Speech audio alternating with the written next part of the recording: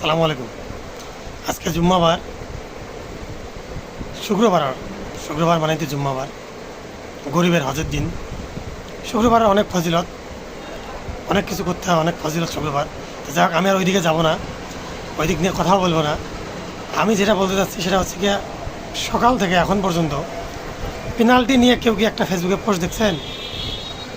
দেখেন নাই, দেখবেনও না। আব্বুর টিম নিয়ে কথা বলা যাবে না, তাহলে আব্বু আবার রাগ করবে। মানে কি পরিমাণ শেমলেস হইলে ব্রাজিল সাপোর্টার হওয়া যায়, এটা না দেখলে বোঝা যাবে না। এতটা ব্রেইনলেস, শেমলেস, মানে আরও থাকার দরকার নাই, বললাম না বাকিগুলা। এদের অবস্থা হলো এই।